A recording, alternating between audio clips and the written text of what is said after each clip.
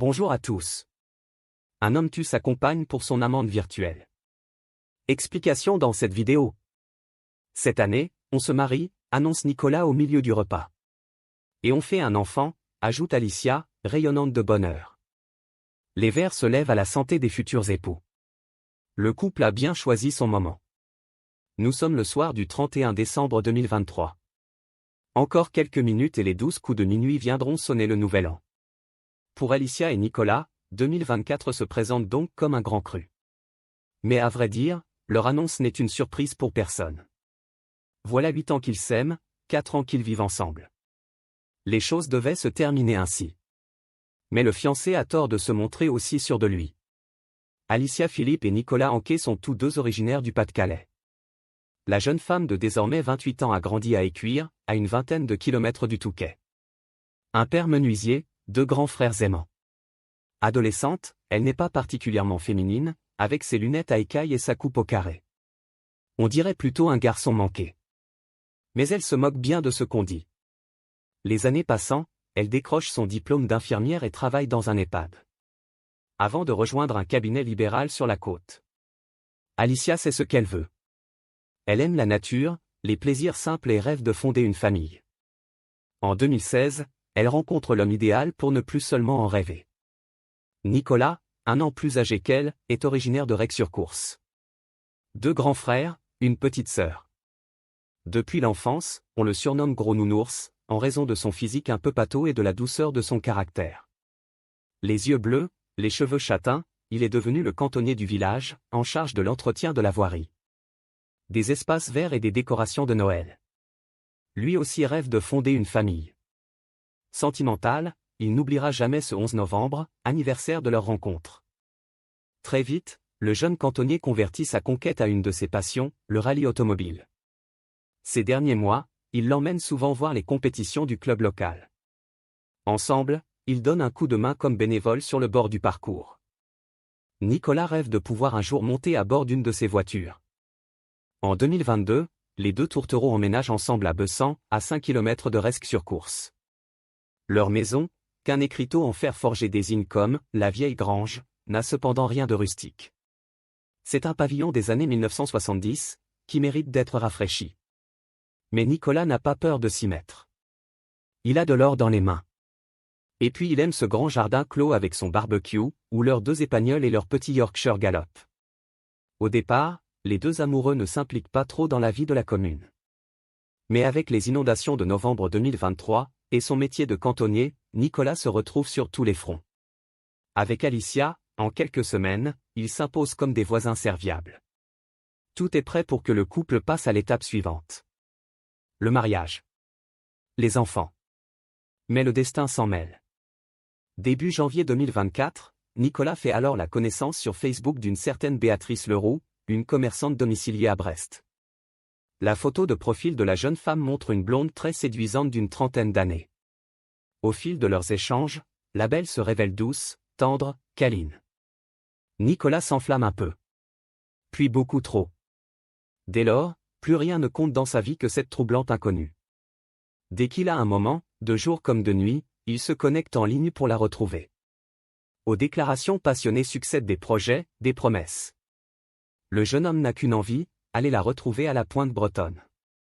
Mais pas simple de justifier un tel déplacement. 7 heures de route. Rongé par le désir, Nicolas reporte sa frustration de la plus mauvaise façon, il en veut à Alicia, qui selon lui, l'empêche de vivre son amour. Mais comment la quitter sans provoquer un scandale dans leurs deux familles? Une idée monstrueuse germe alors dans son esprit. Si elle venait à disparaître, il aurait le champ libre. Fin janvier, il passe à l'acte, et tente de l'empoisonner avec des médicaments. Mais il rate complètement son coup. Alicia s'en tire avec quelques nausées. Alors il décide d'employer les grands moyens. Dimanche 28 janvier, 8 heures du matin. Le téléphone sonne au standard de la gendarmerie.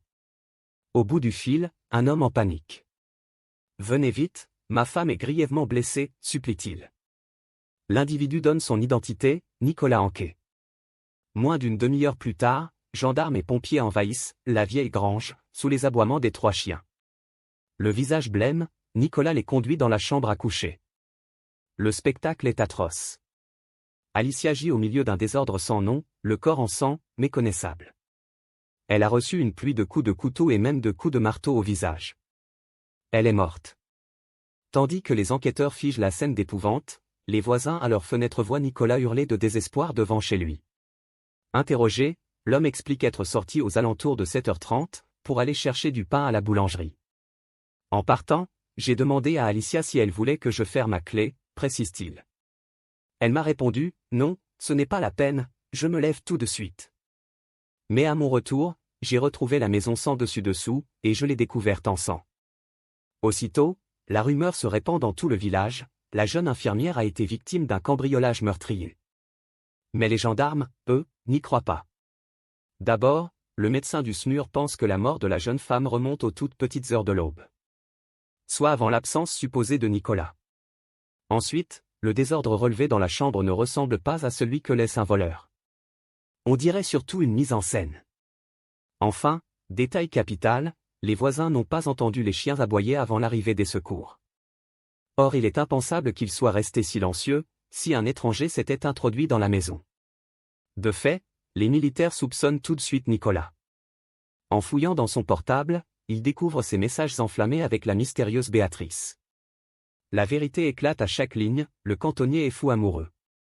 En témoignent les nombreux mandats qu'il a adressés à sa maîtresse blonde, entre 2 000 et 4 000 euros au total, prétendument pour la dépanner.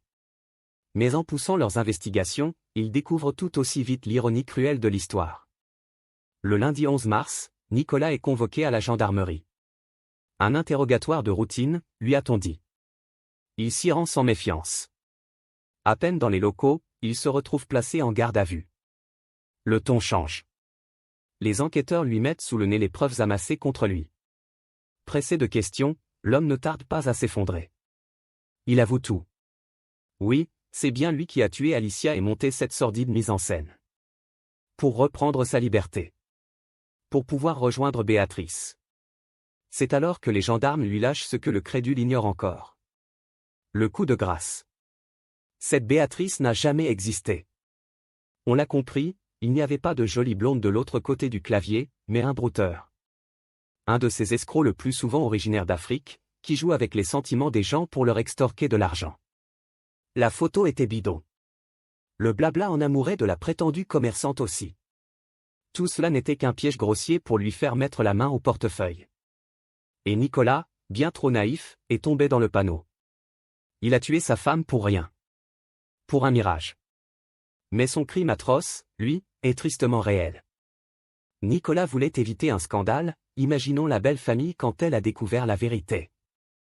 Mis en examen pour assassinat, l'homme a été écroué. Mais les surveillants de la prison auront intérêt à le surveiller de près, et à prévenir toute tentative de suicide. Si la justice veut le voir comparaître un jour devant une cour d'assises.